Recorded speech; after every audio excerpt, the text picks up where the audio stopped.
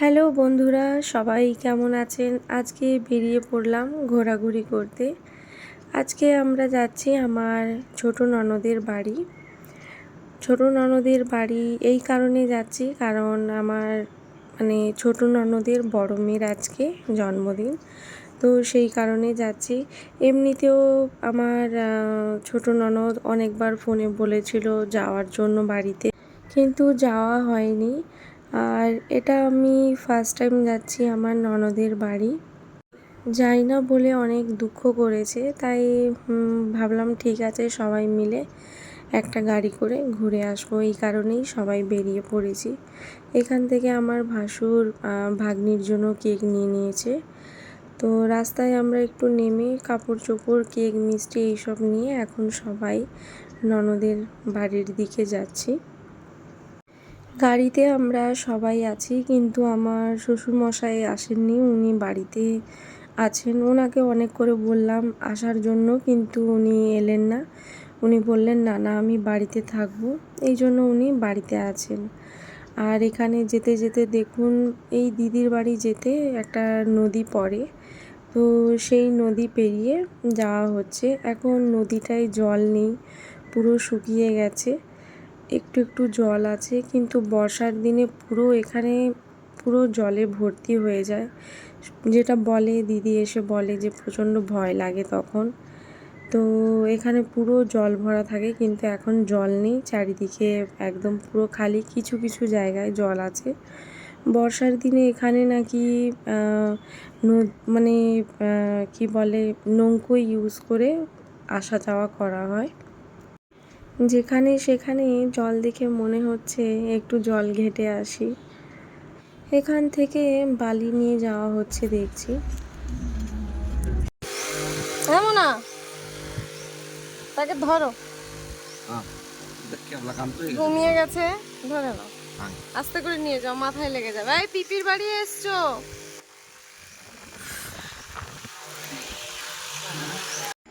সবাই আমরা গাড়ি থেকে নেমে পড়েছি এবং গাড়ি থেকে নেমে দিদির বাড়ির দিকে যাচ্ছি। আর বাড়িটায় বেলুন সাজানো হয়েছে বাইরে থেকে দেখছি। এখানে পৌঁছে আমরা টিফিন করে তারপরে এখন কেক কাটার জন্য প্রস্তুতি চলছে, আর সবাই দাঁড়িয়ে ফটো নিচ্ছে। দু মামা, এখানে আমরা দু মাইমা ওর।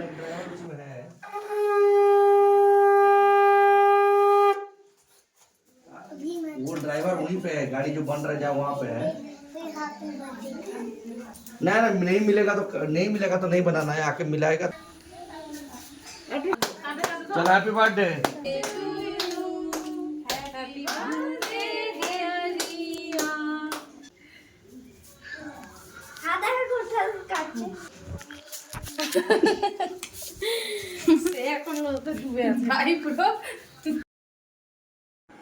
ননদের বাড়িতে দুপুরে খাওয়া দাওয়া করে তারপরে আমরা এখন রাস্তায় বেরিয়ে পড়েছি। এবার আমরা সোজা মামার বাড়ি, আমার শাশুড়ি মায়ের বাবার বাড়ি যাচ্ছি। ভাগ্নি দুটোকে বললাম যে চল অনেক করে, কিন্তু ওরা এলো না, ওরা বাবা মায়ের সঙ্গে দুদিন পর আসবে।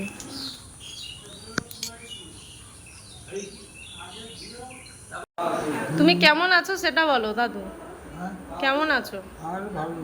ভালো নেই কেন?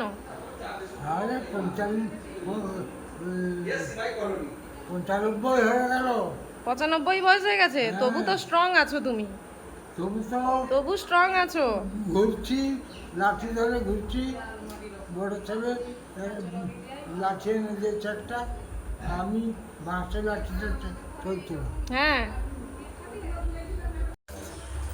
এই আমরা কুটিদের বাড়িতে গেছিলাম সকালে, এই এখনই আধ ঘন্টা আগে ঢুকলাম এখানে। এই মামার বাড়ি আমি এর আগে এসেছি, কিন্তু তখন মাটির বাড়ি ছিল। এখন নতুন বাড়ি বানানো হয়েছে, এই জন্য আমি পুরো বাড়ি দেখছি, প্রত্যেকটা রুম দেখছি। তারপরে এখানে ঠাকুর ঘর বানানো হয়েছে, আর ঠাকুর ঘরটা খুব সুন্দর হয়েছে। আয় দেখ দেখ, দিদা দিদা, একজন দিদা বাবা, আমার দিদা, মামা ঘরের দিদা, 100 বছর বয়স, 101, এখন 101 বছর রানিং চলছে মামা ঘরের দিদা আমার। তোর নাম কি বলে দাও, নাম কি?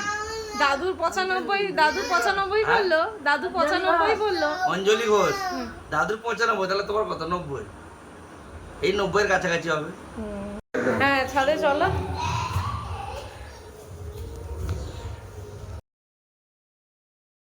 ছাদে এসে দেখছি ছাদেও রুম বানানো হয়ে গেছে, আর এই জায়গাটা ভীষণ ভালো লাগছে দেখতে।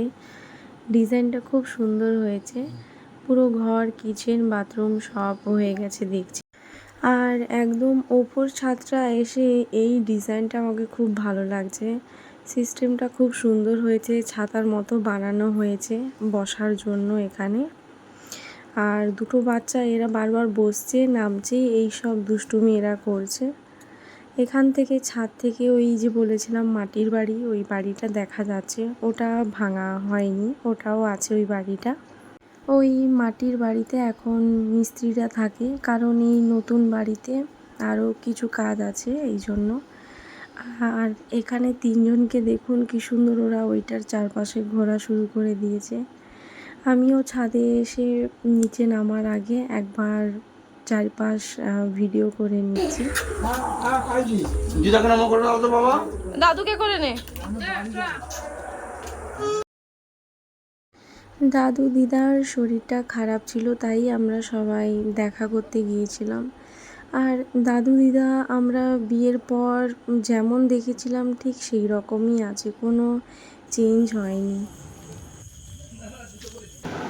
সবাই বাড়ি চলে এসেছি, আর এসে সবাই ফ্রেশ হয়ে এখন একটু রেস্ট নেব, তারপর রাতের রান্নার জন্য আবার রান্না করব।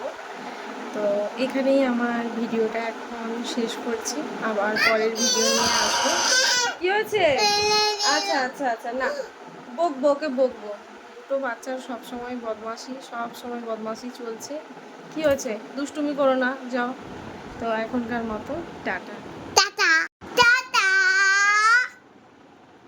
Tata, good night.